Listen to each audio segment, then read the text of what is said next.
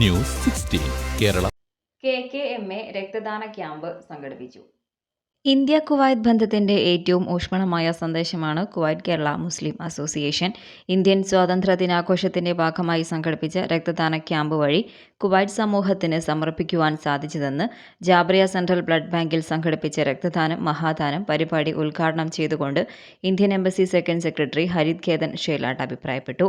KKMA നേതൃത്വം നൽകുന്ന ആതുര സേവന വിഭാഗമായ മാഗ്നറ്റിന്റെ കീഴിൽ വൈകുന്നേരം 4 മണി മുതൽ രാത്രി 8 വരെ സംഘടിപ്പിച്ച പരിപാടിയിൽ 150-ലധികം പേർക്ക് രക്തദാനം നൽകുവാൻ സാധിച്ചു.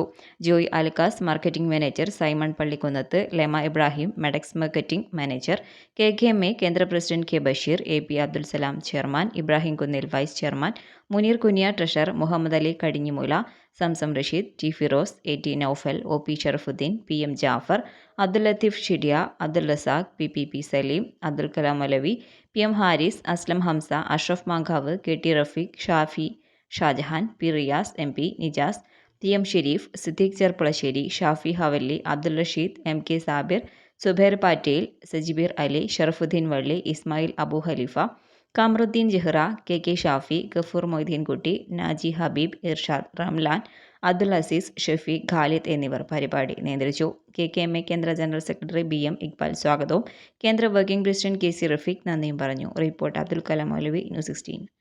പക്ഷമില്ല, വിവേചനമില്ല, നേരിനൊപ്പം നാടിനൊപ്പം നാട്ടുകാർക്കൊപ്പം. News 16 Kerala channel.